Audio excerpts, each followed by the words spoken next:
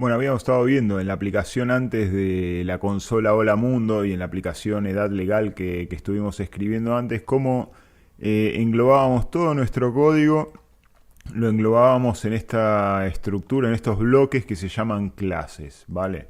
Fijaros que aquí tengo una única clase que se llama Program y que además Program se llamaba también el archivo con el que yo creaba la clase. ¿Os acordáis que habíamos creado una clase desde cero y a partir de ahí le habíamos ejecutado y tal?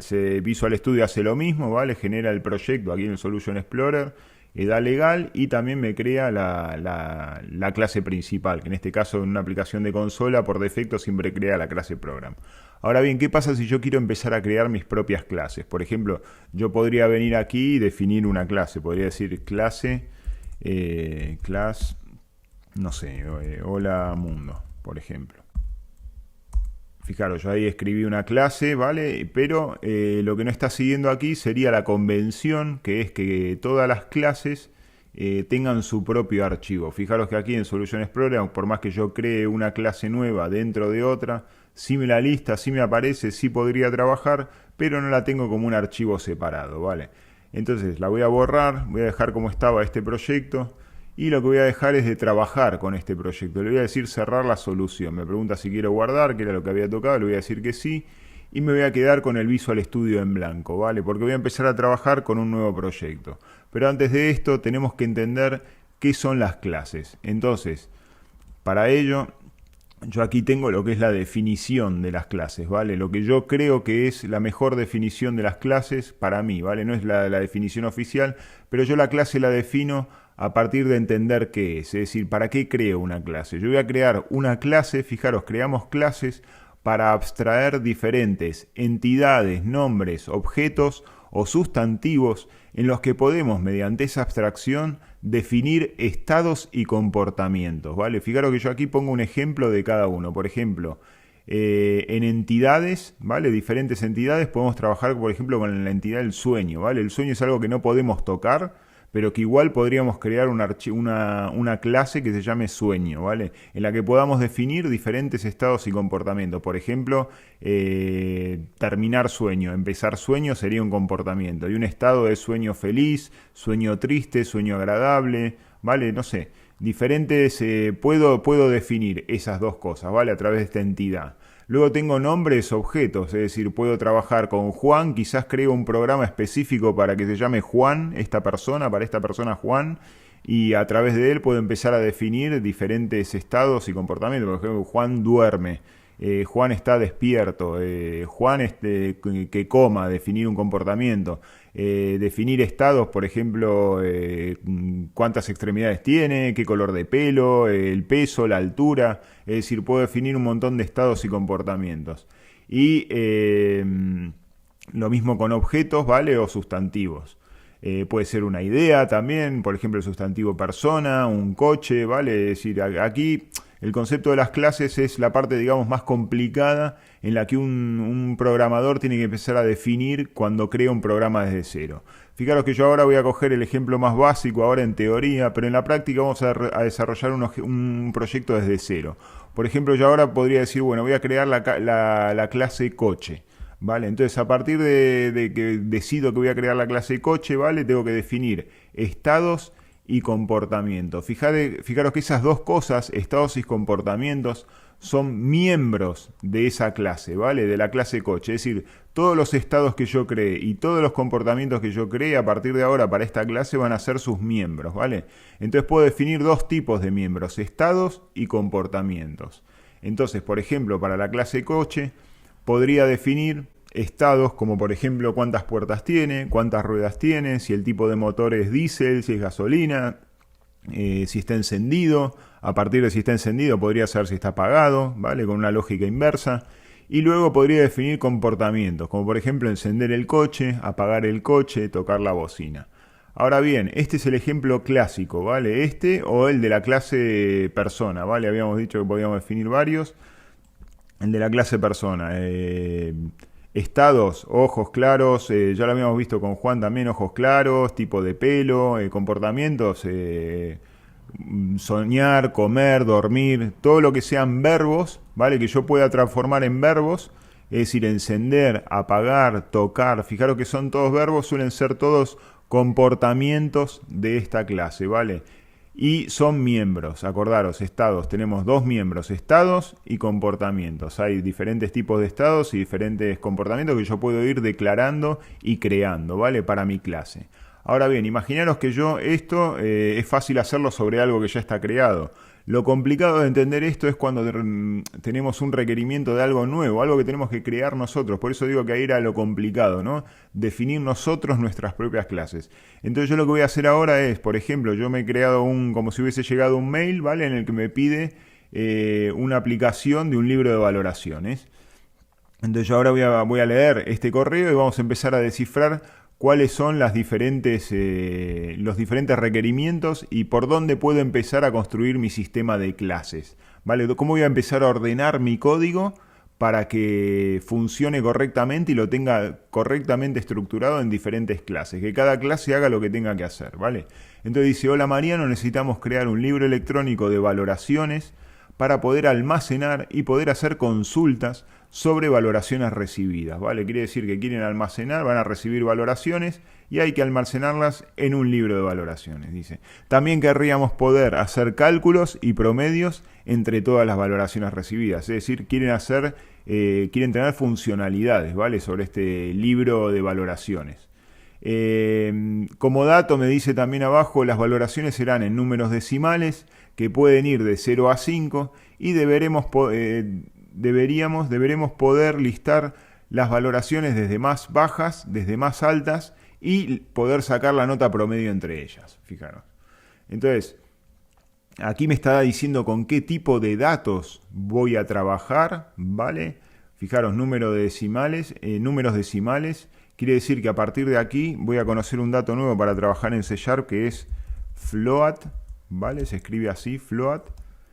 Este tipo de dato es el que almacena números decimales, ahora lo vamos a ver, que pueden ir de 0 a 5. Quiere decir que espera 3,1, 3,2, 4,6, ¿vale? Para hacer esas valoraciones. Ese es el dato que yo voy a estar recibiendo constantemente cuando se ejecute el programa y el usuario le ingrese al libro electrónico, ¿vale? Entonces a partir de aquí lo que yo primero detecto es que primero tengo que crear un proyecto que se llame valoraciones, ¿vale? Una solución que se llame valoraciones para almacenar ahí todas las clases que yo vaya creando, porque esto ahora mismo es solamente un libro de valoraciones, un libro electrónico, pero mañana puede tener más extensiones, ¿vale? Entonces, en principio, yo la solución la voy a llamar valoraciones y luego la primera clase que detecto porque sí, es porque necesitamos crear, además me lo pone claramente, un libro electrónico de valoraciones. Quiere decir, yo me voy a crear una clase que llame libro valoraciones, ¿vale?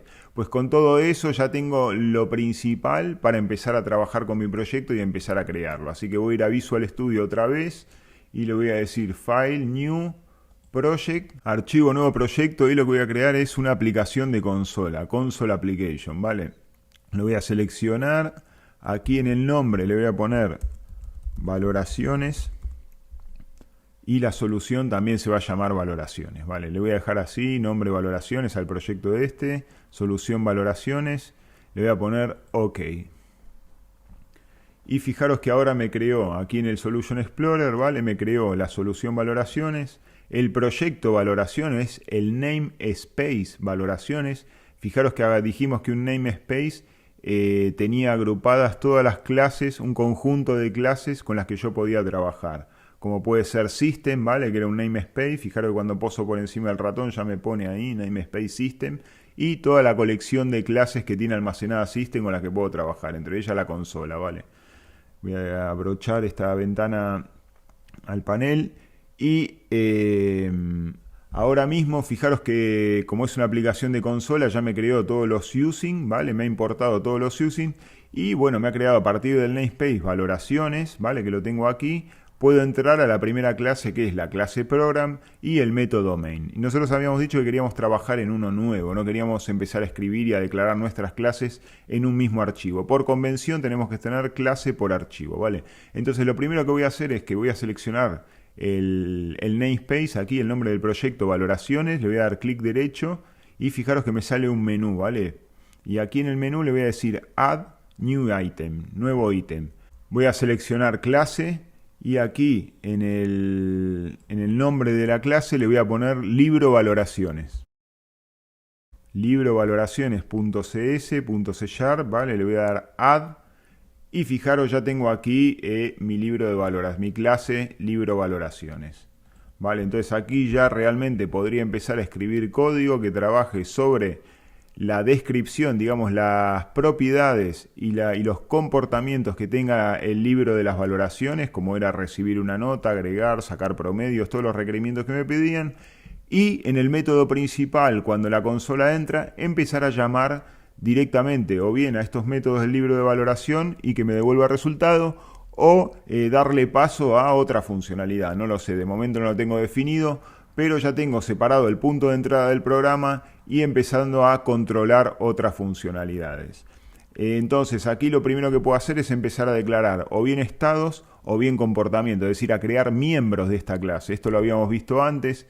Entonces, por ejemplo, yo podría crear ahora, habíamos visto que en los requerimientos nos dice poder almacenar valoraciones, es decir, poder almacenar valoraciones y poder hacer consultas sobre las valoraciones. Quiere decir que van a necesitar un método en el que pueda agregar valoraciones, ¿vale? Agregar una valoración o recibir valoración. En este caso es agregar al libro, ¿vale? Aquí está diciendo sobre valoraciones recibidas. Entonces lo que voy a hacer es crearme un método que se llame agregar valoración. Ahí tengo mi método, le voy a poner el punto y la coma para cerrar, pero fijaros que está en rojo porque las funcionalidades, los comportamientos o métodos necesitan palabras claves. En este caso voy a poner dos palabras claves que luego más adelante vamos a ver qué son public y void, ¿vale? Fijaros que pone public y void. Y acordaros que para cuando declarábamos métodos los poníamos, generalmente no, casi todas las veces son verbos, ¿vale? Los métodos son verbos y los ponemos con mayúscula y separamos las palabras también con mayúscula, ¿vale? Entonces fijaros que no estoy poniendo acento. También las clases le ponemos mayúscula, ¿vale? El namespace, el proyecto también trabajamos con mayúscula. Fijaros aquí como ellos, el framework.net, el namespace system está con mayúscula, esto ya lo habíamos visto. Y ahora lo siguiente que me pide esta funcionalidad, como todas las funcionalidades que habíamos visto hasta ahora, que era que abramos y cerremos llave, ¿vale? Como igual aquí el método que teníamos aquí. La diferencia es que este tiene otro tipo de palabras claves declaradas, ¿vale? Tiene el método principal y también puede recibir datos. Esto lo habíamos visto, ¿vale? Que recibía cadenas de texto.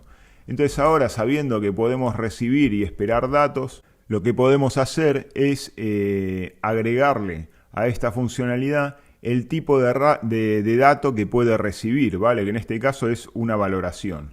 Entonces, nos habían dicho que íbamos a esperar decimales, ¿vale? Entonces, para trabajar por decimales, tenemos varios tipos de variables en las que podemos almacenar ese dato.